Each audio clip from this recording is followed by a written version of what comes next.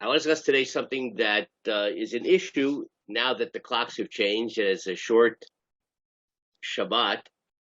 So the great challenge, existential challenge of life now is how to eat Seudah Shlishit. Short day. So first I want to tell you a kind of yeshiva joke. This is not meant seriously, I don't think. But as probably most of you know, we refer to this third meal with a strange term, at least Ashkenazim, shalashudus. It's a strange term. So that, if you translate that backwards into Hebrew, it's shalosh sudot. Shalosh sudot, which means 3 meals.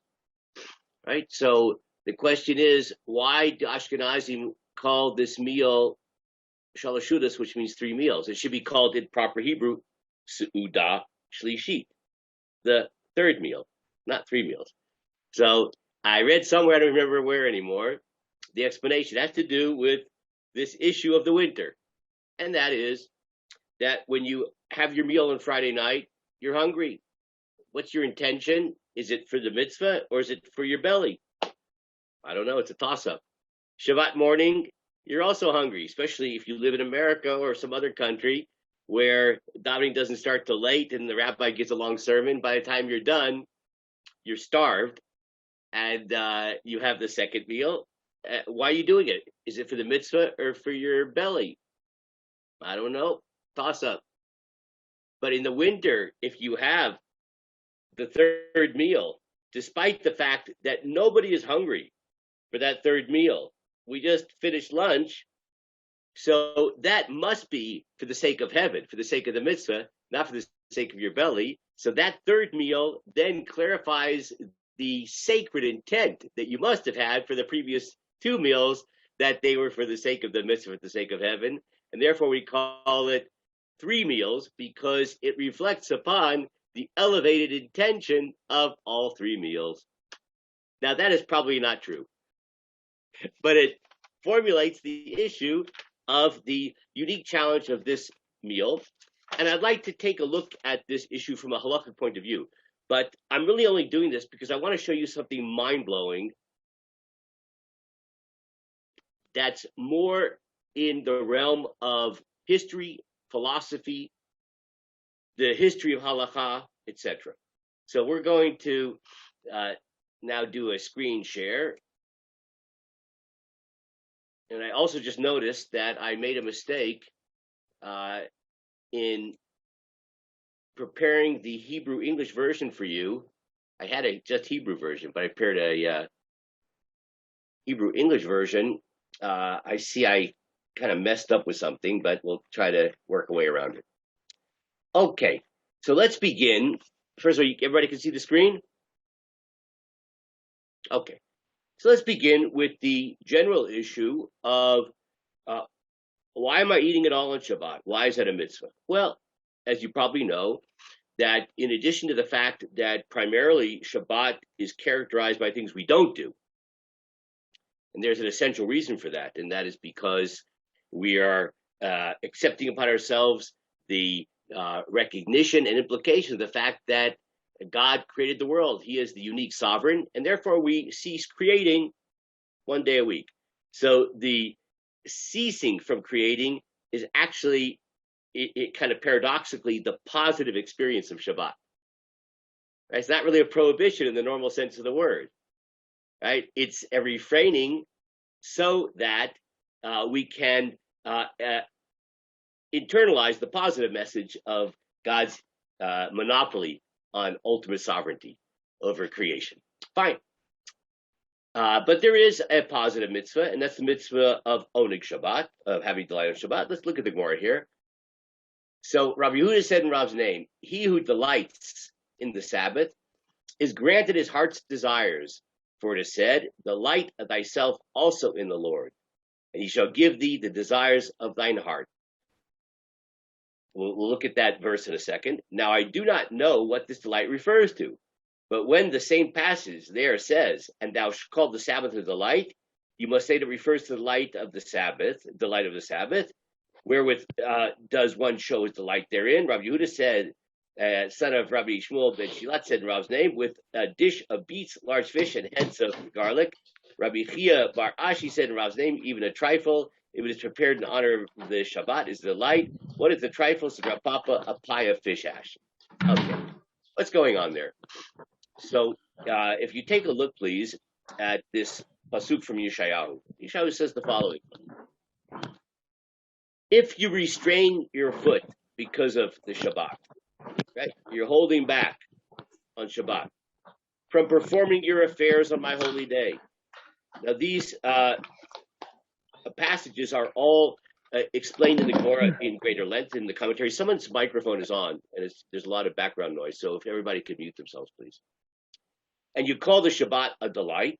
That's our word, onig. The karata Shabbat onig.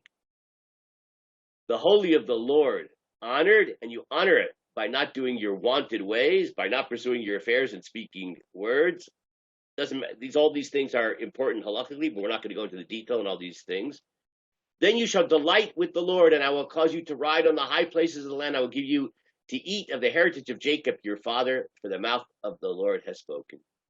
Okay, so here Yeshayahu, and I think this is fascinating because people sometimes say, you see that the prophets only talked about interpersonal morality. Not true. Here's a great Yeshayahu who's talking about keep Shabbos.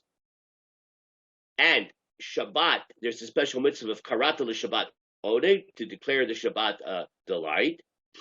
And we also see here that there is an allusion to the notion of eating, right? Because it says here that Kodesh Baruch Hu is going to reward us.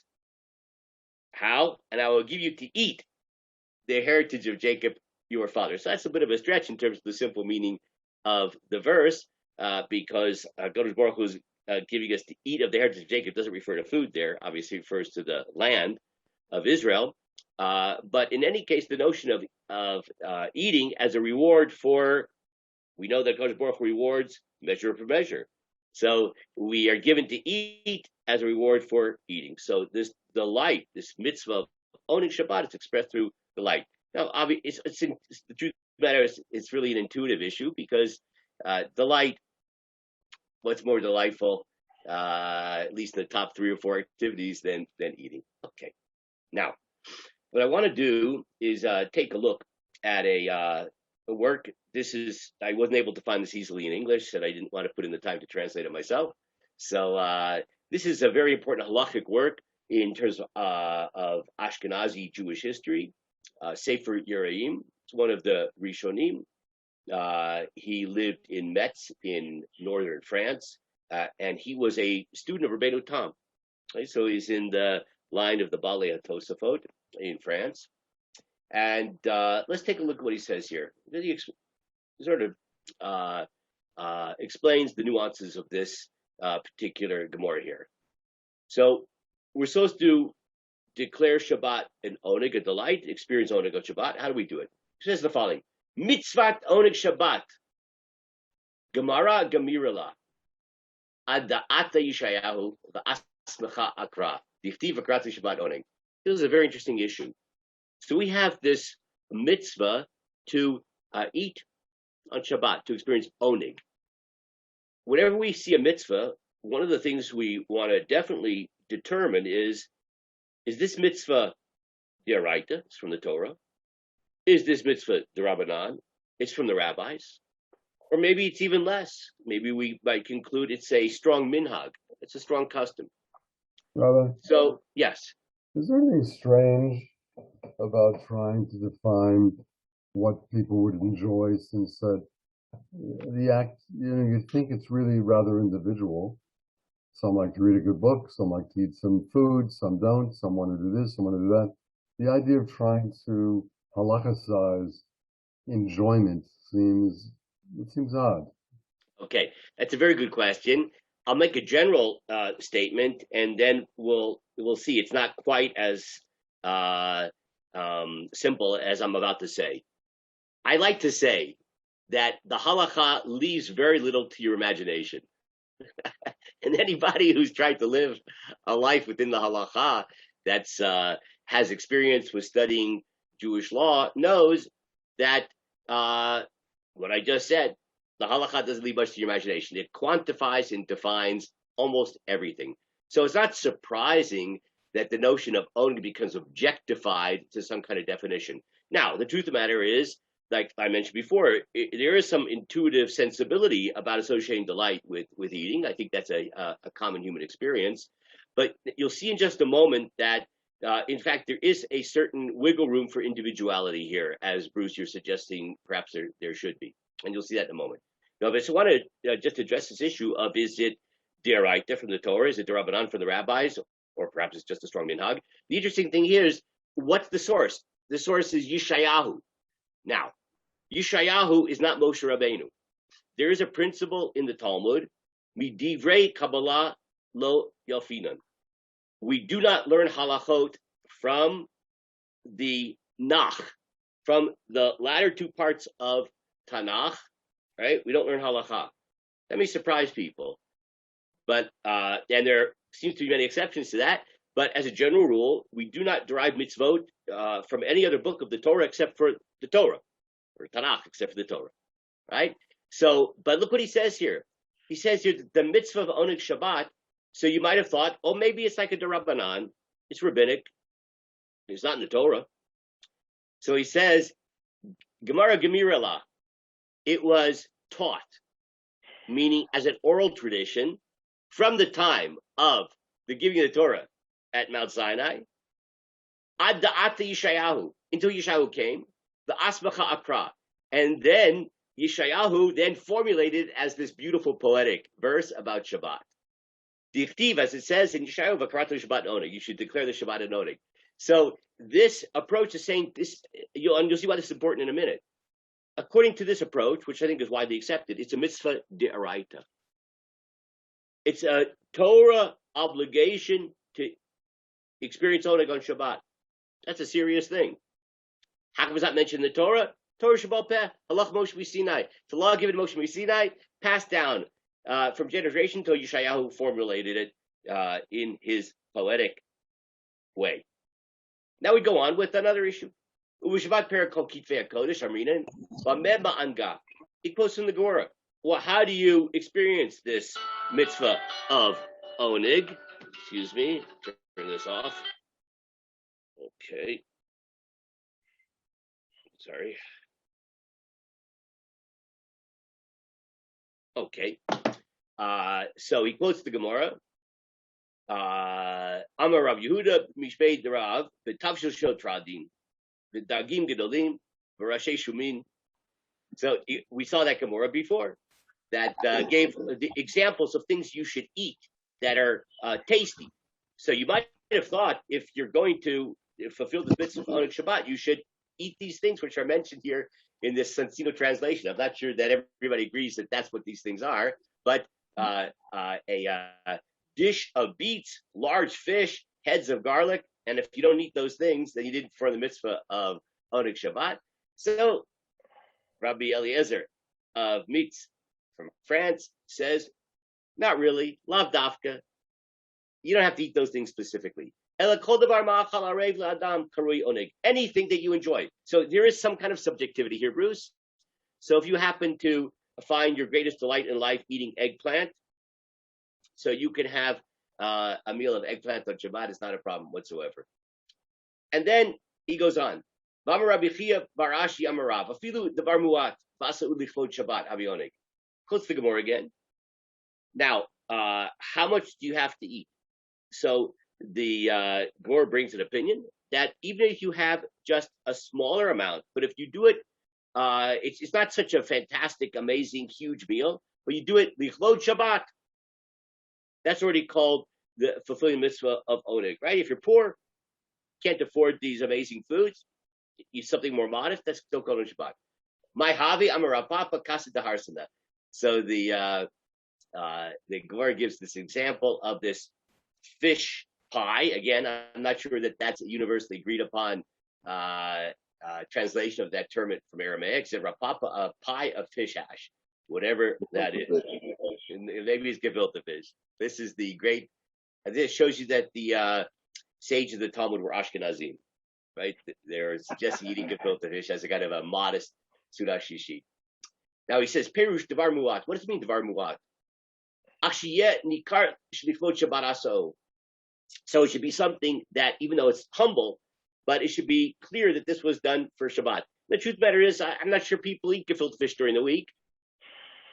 So even though it's a humble food, but it's something which is done lichvot Shabbat, and therefore it's a fulfilling mitzvah of oneg Shabbat.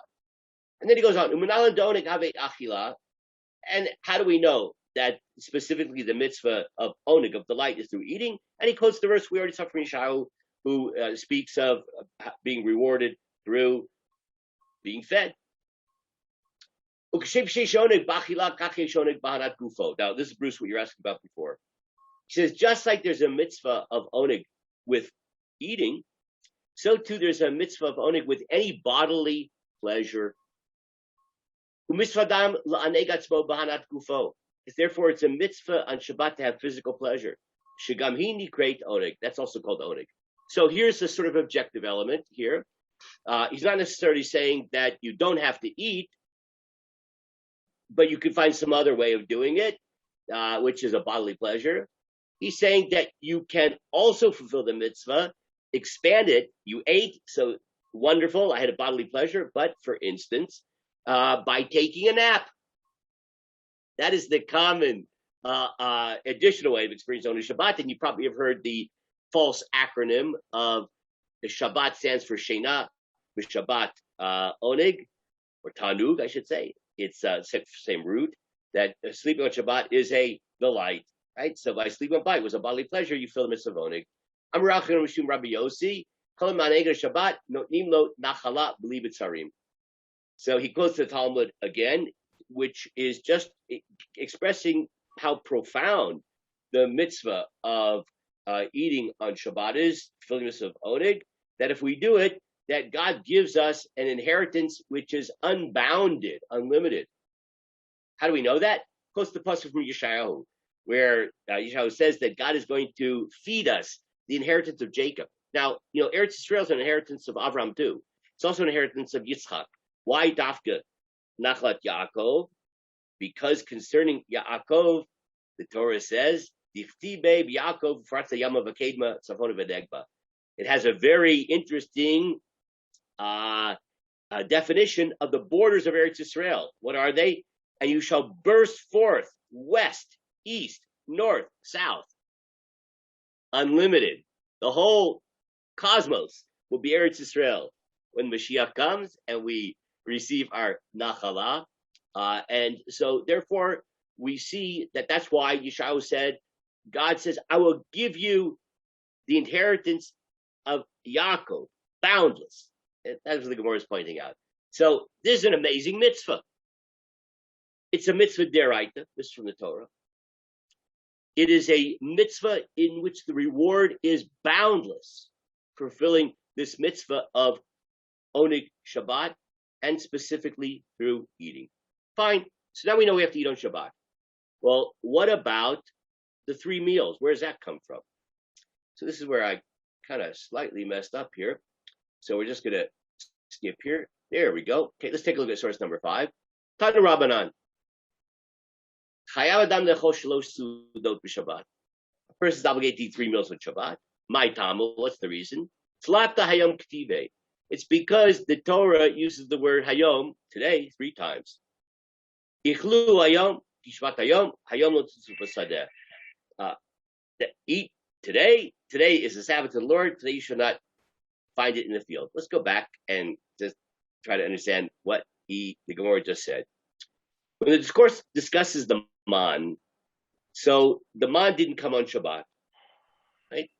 So Moshe tells the Jewish people, Vayomer Moshe, Ichluhu hayom. Eat the man today, Shabbos, ki Shabbat hayom lashem. For Shabbat is a day to the Lord. Hayom, today, lo tipseu basadeh. You won't find it in the field. And what does that mean? Let's take a look at Rashi. Hayom lo titzu basadeh, ma tamud lomar hayom. What does it mean today? Today you won't find it. Moshe is talking to Jewish people on Shabbat. Amar lahem, hayom lo timtzu. Today you won't find it. But don't worry about it. Even though the man didn't fall today, and you should consume what was gathered yesterday, eat it today.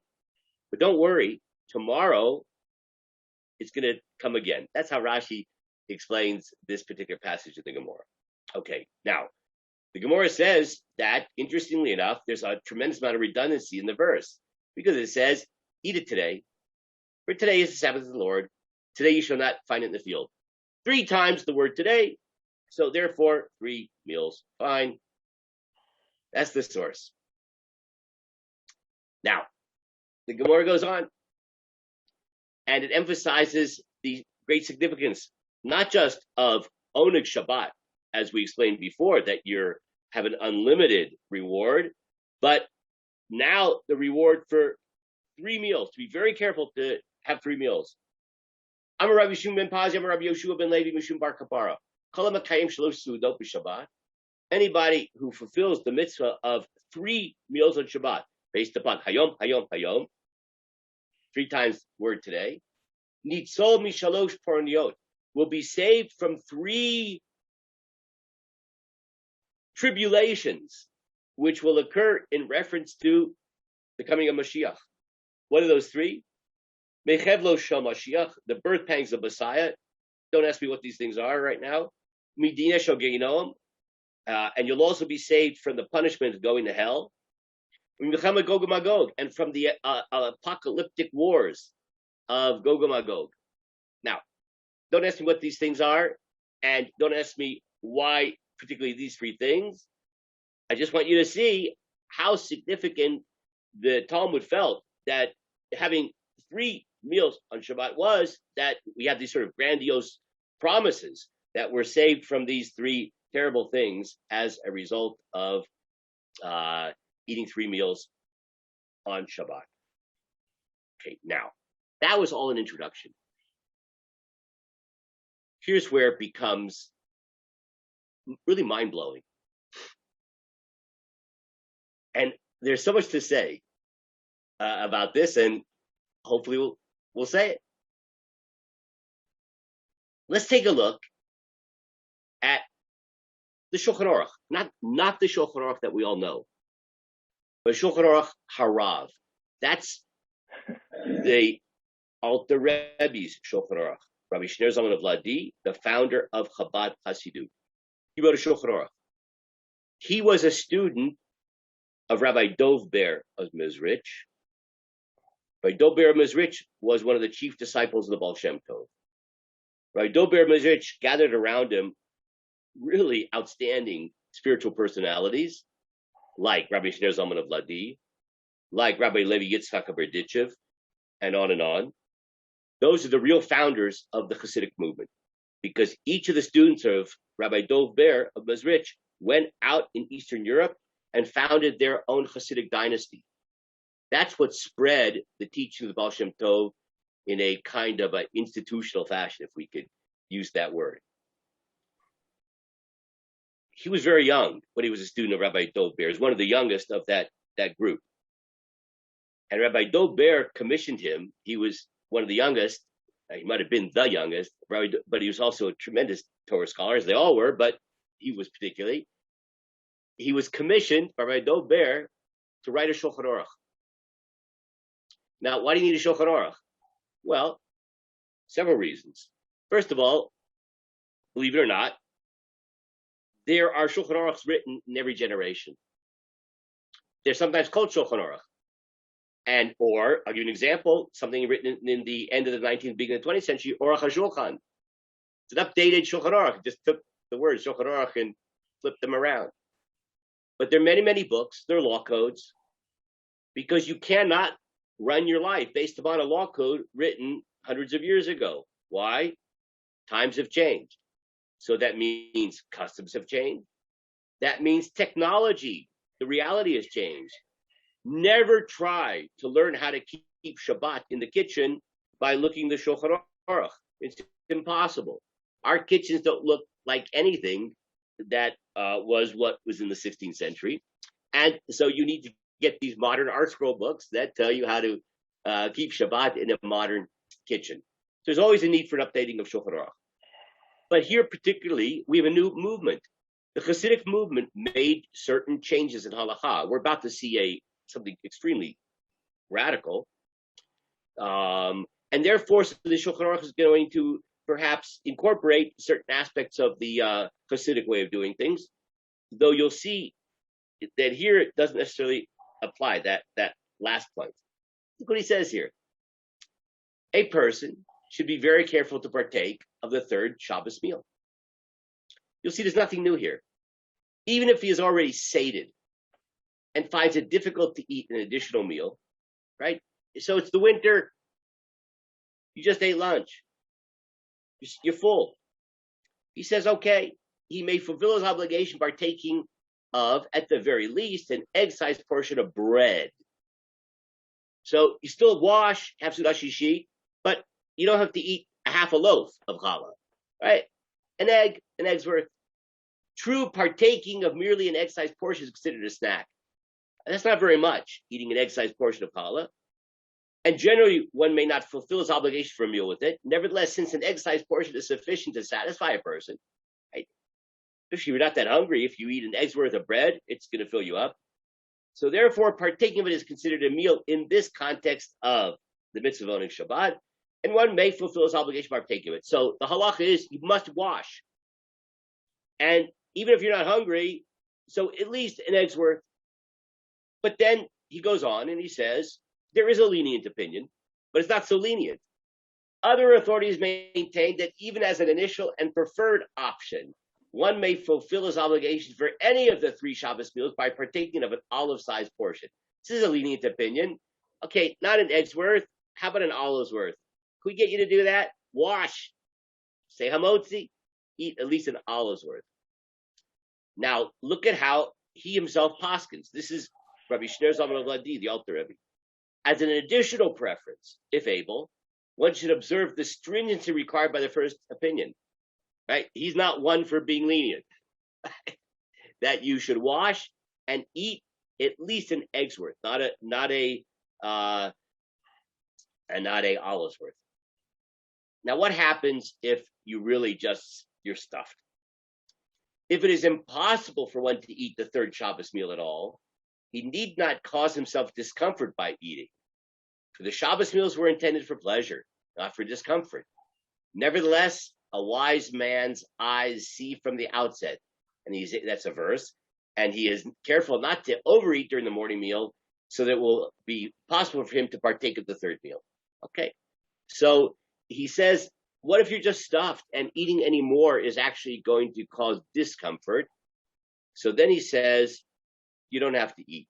And he actually explains there's a logic to this, and this relates also to Bruce's question about the kind of subjective nature of delight, of oneg. What if eating would cause not delight, but distress? So then you don't have to eat. As a matter of fact, it'd be foolish, because by eating, you're not fulfilling a mitzvah of delight, you're actually causing yourself distress. So what did you accomplish? But he then says, but we're trying to be good Jews, and we see the great importance of having three meals. It's mitzvah deraita to have oneg Shabbat.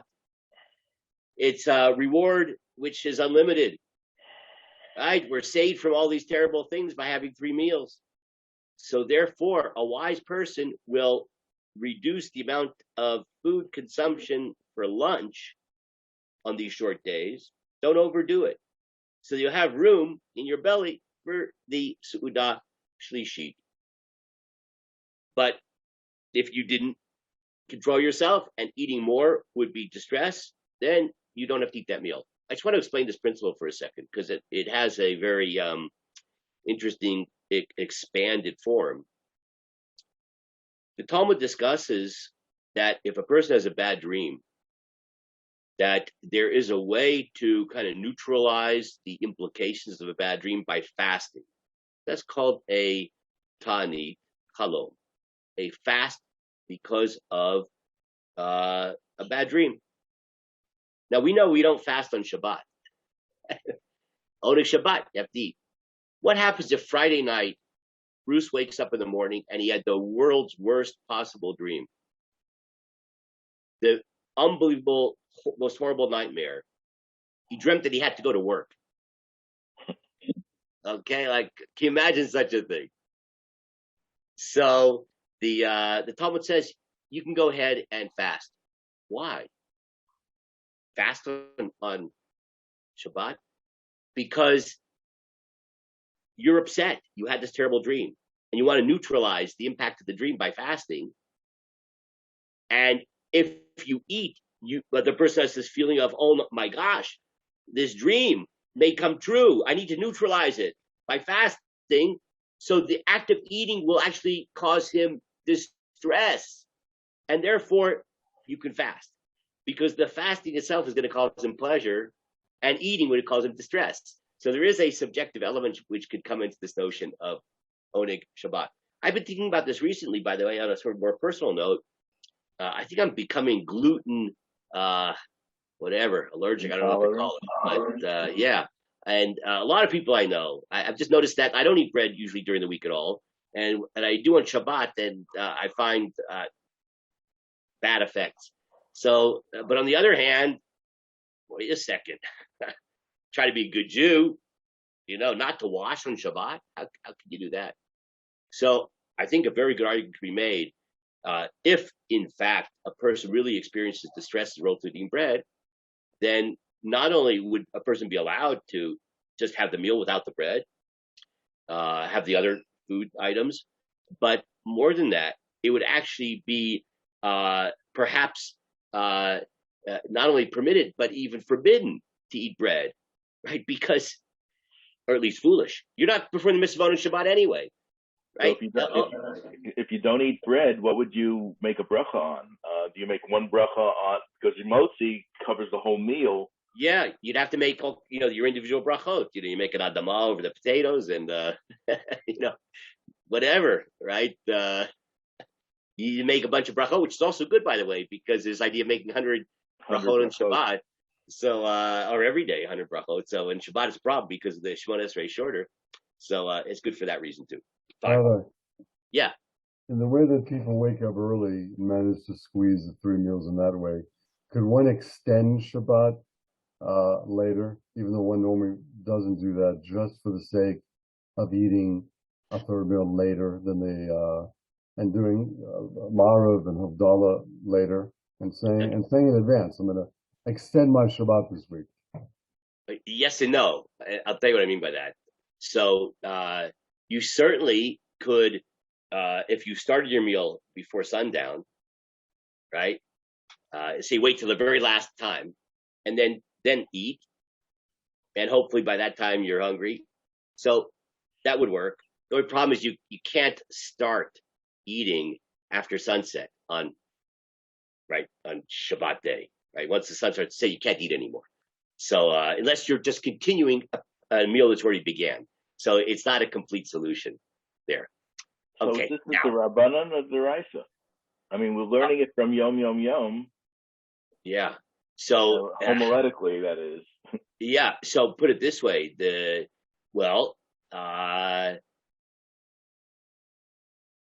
it's certainly not a custom. It's certainly at least a Rabbanan, and I actually don't know 100%. You're right. It's and I know Rabbeinu Tam said that women are mechuyev this too. Of course, because all the mitzvot of Shabbat, even if they're time bound, women are obligated because of the shamor v'zachor, right? That because women are obligated in the shamor, which is the refraining from doing malacha, so that also obligates them in the zachor, the positive, right? Oneg Shabbat. So 100%. So this is very important. So I'm not 100% sure whether the 3 meals itself is a deraita. We saw that the oneg is deraita. I'm not sure the 3 meals are. I don't know. Okay, but now here's where. Now, what did we just do? We just learned the Shulchan Aruch Harav. Shulchan Aruch Harav was a straightforward formulation, very clear, of this mitzvah, based upon all the Talmudic material. No great news there. We certainly see how significant it is and how one shouldn't be lenient, right? One should try to eat wash and eat at least a kibetza, an egg's worth, not rely upon a kazait. And only in the most dire circumstances, when it would cause discomfort by eating, that, okay, what can you do? You messed up, and you no longer have to eat because it would cause distress, not delight. But a smart person will regulate how much he eats at lunch, so he'll have room for his Seudah Shishit. Now watch this. This is a Chabad publication discussing Seudah Shishit, and no translation, but you'll hear it from me. Minhag Rabotenu Nisienu. The custom of our Rebbes, Latzeit Yidei Chova B'Ti'ima Kosherhi, is to fulfill the mitzvah by just tasting a morsel. B'minei mizonot u'perot, with some mizonot, like a cookie, or perot, an apple, not bread, not kazait, not an olive's worth, not kibetza, certainly not an egg's worth, just a morsel, not bread, just fruit, cookie. Oh my gosh, what just happened? This is Chabad. We just learned the Shulchan Aruch Harav. That's the Shulchan Aruch of Chabad. What happened? Ve'id harabi al aviv. So Rabbi Menachem Mendel Schneerson, the great, the seventh Lubavitcher Rebbe, the most recent, he said about his father, Hagon HaMekubal Rabbi Levi Yitzchak Schneerson, Shacharak Perot. He only ate fruit. He only ate etrogim. You see, Arthur is giving us a demonstration there. V'chein hora harabi l'maaseh. And the Rebbe gave halachic instruction practically for his Hasidim, Lubavitchers. And if you know Lubavitchers, you'll see this is what they do. Ein sarich pat. You don't need to eat bread. That's, it's an understatement, you'll see in a minute. You should have like a little taste of something.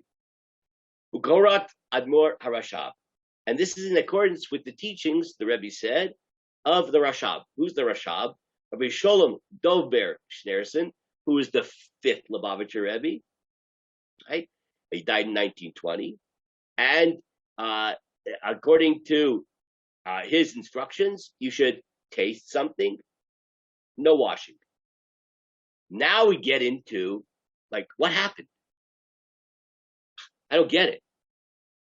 It says in the Chabad Shulchan Aruch, you should do this, and you should be strict about it. Kibetza, bread. Hasber lekachu, al pi Torah Chasidut. So what's the explanation? In accordance with the teachings of Chasidut, Seudah zo hanirmezet b'pa'am Shlishit shekatuv b'Torah hayom. So this third meal, which is alluded to in the third time that the Torah uses the word today. So what does the pasuk say? And let's just go back to that pasuk for a second. Remind ourselves what the pasuk said. It says the following: Vayor Moshe ichlu hayom. Moshe said, "Eat it today. Ki Shabbat hayom laHashem." For today is a Shabbat to the Lord. Hayom lo timsa'u basadeh. And today you shall not, hayom lo. Today you shall not find it in the field. Okay, now we can appreciate what we're about to see, which is pretty shocking. He says the following: the third mention of the word today. So it says in the next word, hayom lo. Today not. Right? Today you won't find it in the field. Mechuvenet keneged hazman latid lavo. That word lo, today no. Today no, you will not find it in the field. That word lo is alluding to the world to come. V'hi b'darga hana'aleit shel Yom Kippurim. It is this lofty level of Yom Kippur. Seudah Shlishit is Yom Kippur. V'lachen gam ha'seudah haba eideno seudah regilah. Now, I don't know what kind of eating you do on Yom Kippur, but I try to stay away from it. So if Seudah Shlishit is in fact Yom Kippur, it must be that the meal that we're having is not a regular meal. Ukemichuvan b'lashon Torah hayom lo, as is intimated in the Torah itself when it says today you will not find it in the field. So cut off find it in the field. Just today not.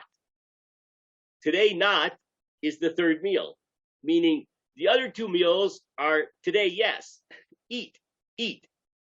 But the third meal, hayom lo, today not, that third meal is not a normal meal. It's a not meal. Or maybe we could call it in America an unmeal, UN, an unmeal. The third meal is an unmeal, alluded to by the word lo, no, which appears after the word hayom, the third use of the word hayom. Now, we're about to go deep. Admor HaRashab Maspir. So, Rabbi Sholem Dover explains this idea deeply according to Chassidut. Shebahayom lo timseu. When the Torah says today not, right? Today you will not find it. So that word not, shtei mashmiyot, it has two meanings. Okay, brace yourself. This is going to get a little Kabbalistic here. Timseu et bechinat halo. You will find something, right? The simple reading of the verse is today you will not find it in the field. But if you read that verse in a slightly different way, timseu, hayom lo timseu. Today, lo, the word lo, timseu, you shall find. You shall find the word lo. Instead of reading it today, you won't find it in the field. You read it today, no, you will find. What does that mean? Bechinat ha'ayin ha'atzmi. You're going to discover the no. Was that in James Bond, a Dr. No, Mr. No, something like that? You're going to find the no. What does it mean, the no?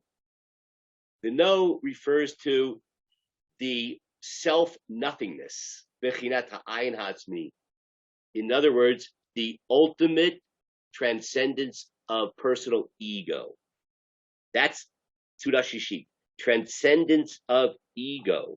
You'll find the lo. Lo means self-negation, the negation of self. Bechinat ha'ayin ha'atzmi. Now, you can see how that could have implications in terms of how you express delight. Bodily delight is very much of an ego gratification, right? I'm feeding myself.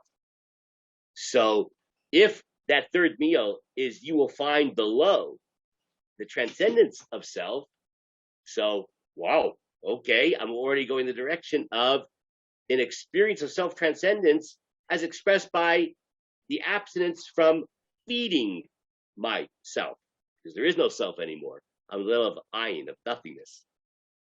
Right? Sort of the divine aspect of me. God is the ultimate nothingness. But it also alludes to another thing, that word lo. So number two, hayom, lo timsu hayom. So you remember, the Torah said, today you won't find it. So today means now, nowadays. What does that mean? L'rov elyonot ha'or, u'lo nitan lasaga kayom. There is a spiritual light which characterizes the afternoon on Shabbat, late afternoon Shabbat. It's so intense, that spiritual light, that you can't experience it nowadays. We don't have the proper antennae to be able to experience it now. Lachen akshav rak me'ein. So therefore, what we experience on Shabbat afternoon nowadays is only a kind of something similar to the true light of the spiritual texture of Shabbat afternoon. It's an approximation. It's not the real thing. So today you won't experience it, meaning nowadays, because we're not on a sufficiently high spiritual level to experience it. But in fact, you will experience it tomorrow. Right? What's tomorrow? Ikar Gilu Yeh Latid. We will fully experience that spiritual texture of Seudah Shlishit, late afternoon, where it's otherworldly, beyond the physical, only Latid Lavo, in the messianic future. Mizeh Lamada Lavush Asmachta Sheim Beseudah Shlishit Lo Achnupat El Dvarim Acharim Yatzu Yidei Chova Ki Ha'ikar Beseudah Zahu Yachilat HaNeshama V'Lo Aguf. And he quotes the Lavush, who says that in accordance with this Kabbalistic notion, that Seudah Shlishit is really the feeding of the soul, not the body. The soul eats. Okay? The soul eats. It doesn't eat bread, though. Okay? Now he goes on. Lachen Omer Admor Hatzevach Tzedek. And therefore, now he quotes, this is so interesting because we're going through the whole kind of generations of Chabad. So we had the Alter Rebbe himself who said, you must eat Seudah Shlishit, and you can't even be lenient. You have to eat a kibetza of bread. And then we had the Rebbe Rashab, right? Who was the fifth Lubavitcher Rebbe. We had the Tzemach Tzedek, now the third Lubavitcher Rebbe. So the Tzemach Tzedek was Rabbi Menachem Mendel Schneerson. That was his name. It's the same name as the most recent, but it's a different person. And he was the third Lubavitcher Rebbe. So he says the following. Lachen omer Admor at Tzemach Tzedek shebeseudah shlishit ein lechol pat. So the Tzemach Tzedek said that because of these considerations, ein lechol pat, you should not eat bread. So I just want to appreciate just what happened. We went from you must eat a kibetza, an egg's worth of bread. That's in the Shulchan Aruch of the Alter Rebbe, to the possibility of not eating bread if it's going to cause you distress. And you can get away with just eating a little morsel. It's a kind of a non-meal, an unmeal. The Tzemach Tzedek is now saying, Ein le'echol pat. It's a prohibition. Ein le'echol pat. You should not eat bread. It's now becoming prescriptive. Do not eat bread. Ein bichinat achila mamash. Bichinat lechem.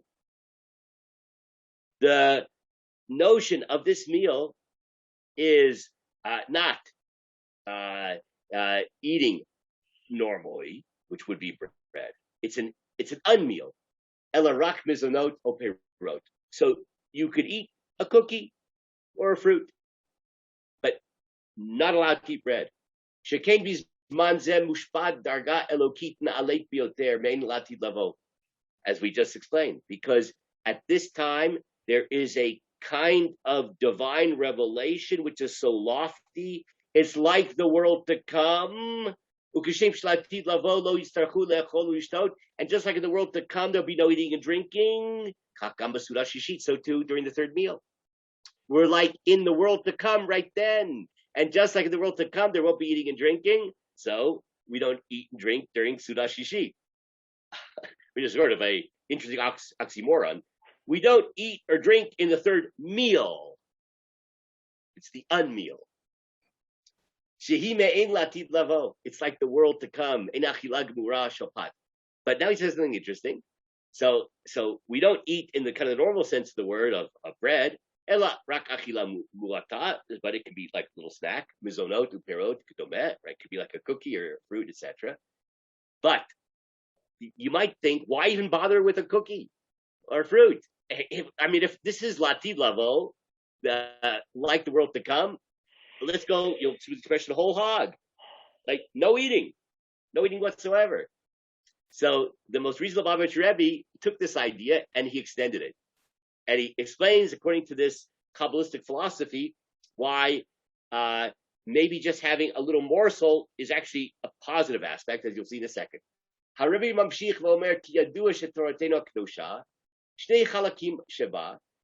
Rebbe explained that our Holy Torah, there are two parts to it.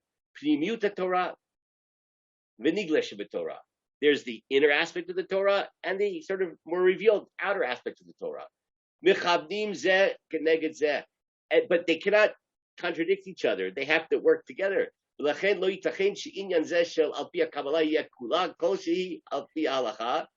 And so therefore, it cannot possibly be that we're going to adopt a kind of deviation from the standard halacha. The Kabbalah can't come along and say, well, it's true, normative halacha says X, but you don't have to really do it because of Kabbalistic concerns. No, the Kabbalah has to be a kind of fleshing out of kind of the inner meaning of normative halacha, not a leniency. And if you know anything about Chabad, leniency is a dirty word in Chabad. There is a virtue in being strict in Chabad. And not just because of the notion that since there's a doubt, why don't we follow the strict opinion? Because then we follow all opinions. But for spiritual reasons. And if you learn Tanya, it's explained there that I'll put it in my own words. We have a just say no muscle. And by exercising the just say no muscle, we learn self-control and self-transcendence. So by being strict, we're exercising the just say no muscle. And by doing that, we engage in self-transcendence. And that self-transcendence allows us to have this kind of connection with the Kadosh Baruch Hu. And the Baal Tanya quotes from the Zohar saying that a Kadosh Baruch Hu gets tremendous, tremendous pleasure from our engaging in restraint. Restraint, even if it's not necessitated by halacha considerations. You should always be strict because that it makes you have a stronger ability to engage in self-transcendence and thereby to connect to God. Someone said something? Okay. Harabi Maspir, Sha'admor Zakir Atzmo Posek Shemishi Yesh Alav Tsar Lechol. So the Rebbe went on to explain, listen to this, that we saw that in the Shulchan Aruch Harav, that someone who actually experiences distress by eating, like they had a bad dream, right? We get that example. Or they ate too much in lunch, or they are gluten intolerance. That was my example. Lo rak shepator hu melechol. He's not just exempt. Ela af kimat isur chal alav lechol. It's almost as if it's prohibited to eat. Mipad onik Shabbat, because it's to have an onik Shabbat, not to stress on Shabbat. Vim kain. Now here's the punchline. Listen to this. Misha ma'amin be'emunah shlema b'torat Kabbalah. Someone who truly believes in the teachings of Kabbalah. And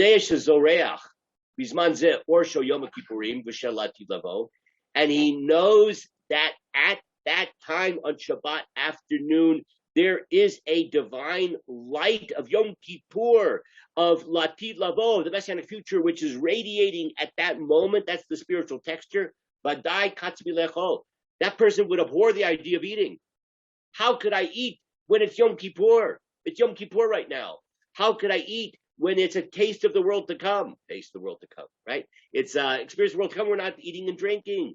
And therefore it causes distress for me to eat during that time. So since I really believe in the Kabbalah, I'm going to experience that psychological distress, and therefore it's prohibited for me to eat Seudah Shishit.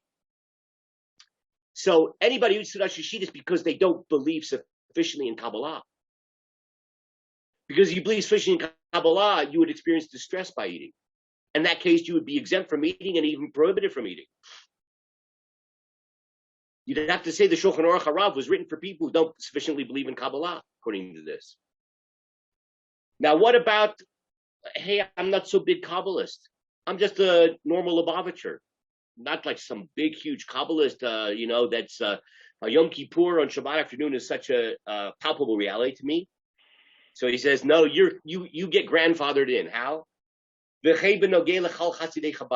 Even if you're just a regular Chabadnik.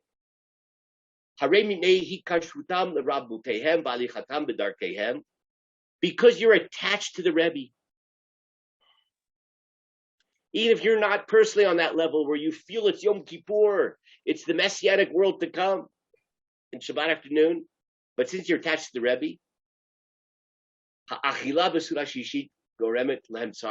you will experience the tsar, not because you're on the level of Kabbalistic understanding that it caused the tsar, but because you're so attached to the Rebbe, and the Rebbe said that it's Yom Kippur. So vicariously, you're going to experience also that distress by eating, even though you're not really experiencing the full atmosphere of Yom Kippur and Shabbat afternoon. And that's why it's not a compromise to not eat on Seudah Shishit. It's the best way. Do you realize how everything got flipped on its head? Totally flipped on its head. And therefore he goes on, and I'll just without reading it, just sort of summarize here because we're running out of time. He says, but a little tiny taste, right? So not only would it not cause distress, but on the contrary, it represents, in a certain sense, the full understanding of redemption according to Chassidut. And that is, and we once discussed this, and this is a big issue.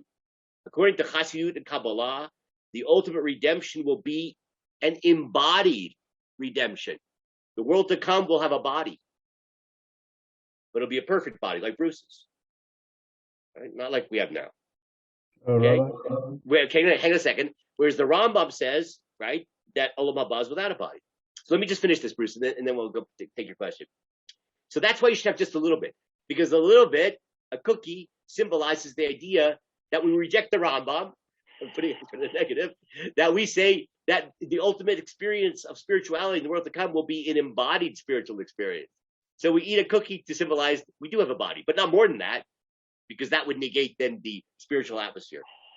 And then he goes on and he quotes the previous Lubavitcher Rebbe, the Frierdiker Rebbe, the father-in-law of the most recent Rebbe, who in fact would not eat during Seudah Shlishit, and said that you could teach Chassidut during that time.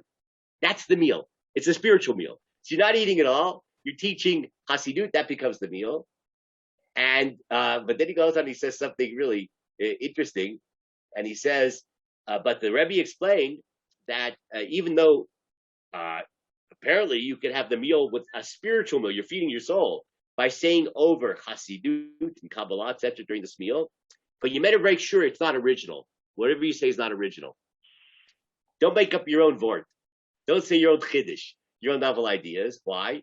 Because it could be on Motzei Shabbat, someone will point out to you, Bruce, that what you said, your own great idea, was complete nonsense. It'll prove it to you from the Gemara or the Zohar, whatever it is.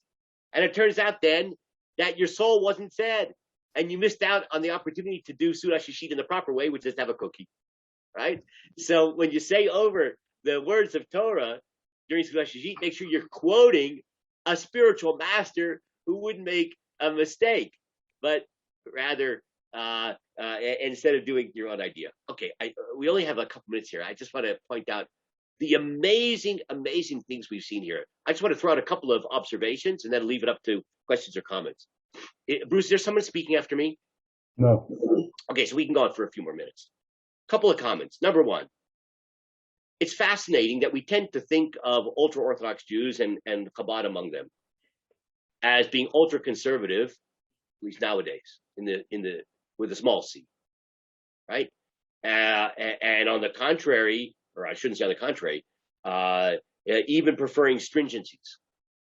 So not changing anything, but more than that, stringencies. Now, I'm not talking about the beginning generations of Hasidut. I'm talking about now. What you see from here is the beginning of Hasidut, at least the Rabbi Shnerzon Ladia, was a very, very straightforward halachic analysis. But throughout the generations of the different Rebbes, there was a revolutionary transformation, which we must call a spade a spade, is a negation of at least part of what's a mitzvah deraita. We're chopping it off. Like, even if you say the 3 meals aren't, that's only derabanan. But you only derabanan, a good Jew doesn't speak that way. He'll say it only a derabanan, right? This is an incredible thing. But you notice how the Rebbe then said, but don't think this is a leniency. It's a stringency. Well, how do you make it do a stringency? All of a sudden, it becomes totally spiritualized. That if you eat, you're actually detracting from the mitzvah of Oneg Shabbat, because it causes you spiritual distress, because you're experiencing the texture of Yom Kippur, of Latid Lavo, the ultimate messianic future, and therefore it causes you distress. This is an unbelievable spiritualization of this mitzvah, which results in the undoing of the mitzvah. This is truly, truly radical. Truly radical. Now, perhaps in the most general sense of the word, this shouldn't surprise us, because Judaism is not static. And even those elements within Jewish life who give at least theoretical fidelity to the unchanging nature of halakha, things change. Things are dynamic. We don't know historically when Chabad stopped eating Seudah Shlishit. It's hard to believe that the Alter Rebbe didn't have Seudah Shlishit, even though it mentions here that he said over Chassidut and explaining the Zohar instead of eating Seudah Shlishit. I don't know exactly what that even means. Does it mean he would eat a little bit and then stop and then stay over drashot, or he didn't eat at all? I don't know. It's very hard to believe. You read what he wrote in his Shulchan Aruch. But over time, things changed. Why did they change? It may have changed for very simple reasons, the way most things change. Because in winter, it's hard to eat Seudah Shlishit. So people stopped eating Seudah Shlishit. They voted with their feet. And then what do the rabbis do? They then explain it after the fact. Right? This is what happens. This is what has happened throughout Jewish history. You see this especially the Balei Tosfot, who explain changes in halakha after the fact that people already changed their behavior. This is a really interesting example of that, but where the explanation is Hasidic Kabbalistic rather than in the sort of halachic way that the Balei Tosfot would, after the fact, justify halachic dynamism. So this is really a fascinating study in halachic dynamics and how within one particular Hasidic group, those changes are understood with this Kabbalistic spiritualization of the halacha, which justifies, in fact, quite a serious departure from the halachic norm as expressed by the founder of their own movement. Okay, so those are the main points I wanted to make, and really fascinating topic. And any questions or comments? Yeah. Go ahead. Okay, I find it very interesting, especially since the Aruch HaShulchan writes in extremely strong terms, if you look at it, that it's highly improper to be lenient and eat other foods and not bread. So it's a real meal. And, unless you're ill, you have to eat bread. You have to eat lechem according to the Aruch HaShulchan. So I find this change very interesting. The other thing is, if you think about it, normally people used to eat 2 meals a day. They would eat at night and 1 meal during the day. That was normative. So the third meal, in essence, is a celebration of Shabbat, and yet we treat it so poorly. And maybe we have kiddush at the beginning of Shabbat and at the second meal, simply because we're taking a regular meal and exalting it, so to speak. But the third meal doesn't have a kiddush generally, and but it's really the only meal that we have that celebrates Shabbat. Yeah, that's an amazing point. So your first point is well taken. It just accentuates what a radical departure from norm of halakha is. And their philosophical one you just made now is really remarkable. That's an amazing idea, right? If anything, it would be the third meal, which we'd be so careful about eating because it represents the uniqueness of the overflow of abundance and delight that we experience on Shabbat. And to sort of give it this sort of secondary, tertiary status, and negate it altogether is really sort of a shocking negation of the uniqueness of Shabbat. That's quite an amazing observation, Arthur. I like that a lot. Okay. One other minor point. The Rokeach was the one who first came out saying that you can forego eating Seudah Shlishit if we're hearing a shir. to hear a shear. So Yeah. yeah, and the Magen Av quotes this opinion and sort of disagrees with it. I mean, there's a lot of back and forth on that. Yeah, so he quotes the Lavushir. I believe it was the Lavushir that where there's some idea like that. Now, I have to look at that more closely because that is the Rokeach is medieval. So Yeah, I'd like to see. I actually don't know if I looked into that. If I on did, Stim I on don't remember it anymore. 55. Yeah, so I'll take a look at that. Thank you for that reference because it'd be interesting to see how a kind of pre-Hasidic uh, justification of not eating and instead having Torah supplant that. Any other questions or comments? Yeah, I think it's quite fascinating, as you pointed out all those factors, that within the same movement, the same Lubavitcher movement, you'll have people arguing with their prior rabbis, which I thought is virtually impossible for such a thing to take place. I wonder if this is not a unique situation, or there's other cases like that. And I'm wondering also if it's not connected to simply the season, so that no one would suggest that the summertime, which Shabbat is very long, and someone's actually hungry, that in fact they sit and have a shiur and learn instead of eating. Or this is only in deference to the fact that it's tough to pull out, tough to pull up a meal. And for those people that go to an early minyan and make kiddush early in the morning and then have lunch, is that a problem? Because they're having a third meal. Yeah, okay. So those are two good comments. Let me just comment quickly on the first one, which is like disagreeing with your own founders. So I have discussed this with Lubavitchers, and by the way, I have the greatest respect for Chabad. I am not Chabad bashing right now at all. I have the greatest respect for Chabad. Just want to make this observation. But when I've discussed this, and they point out that they understand that the Shulchan Aruch Harav was not written. This is going to sound kind of weird. It was not meant to be a Chabad Shulchan Aruch. Mm-hmm. That the Alter Rebbe wrote it for all Jews, and that this particular Chabad customs were then transmitted orally.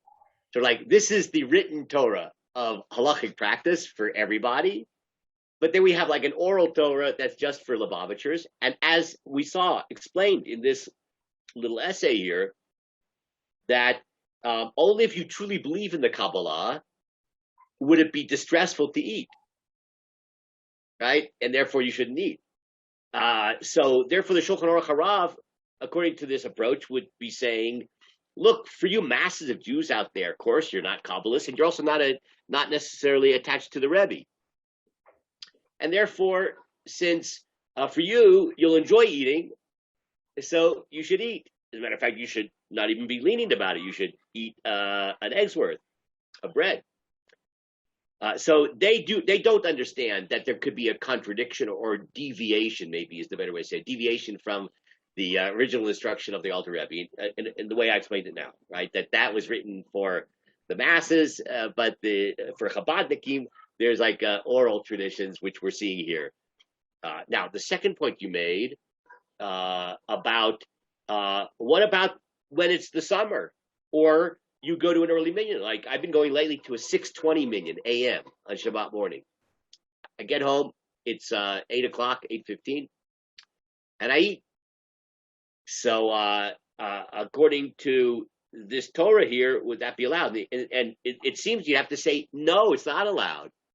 Because even the leniencies we saw in medieval times were based upon physical distress, right? I'm not hungry, okay? So if you're not hungry, so if you eat, and it's unfortunate, but if you eat, you'll experience distress, not delight. But that was talking about everything physical. But this has nothing to do with being physically hungry or not physically hungry, right? This is spiritual.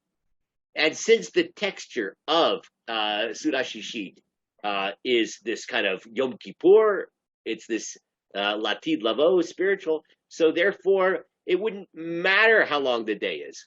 I would just add, and this becomes a halakha issue I don't want to go into, is Seudah Shlishit defined by a time period, or just means it's your third meal? So what would happen? Let's take the example I gave before. I got home from shul because I davened early minyan, 8 o'clock, and I had lunch. And then at 11 o'clock, I got hungry again. I had another meal. Is that my third meal? Even though it's still in the morning, it's not in the afternoon at all. So that's a different discussion, and that could be had another time. Any other questions or comments? Maybe the Lubavitch would suggest vodka and a little piece of cake and a lot of vodka. And that brings you to a spiritual level that will count. Well, that seems to be totally consistent with everything we said so far. Indeed. And any other comments or questions? Okay. Have a great week. Shavua Tov. We'll see you next week. Thank you. Thank you very much. Bye. Bye-bye.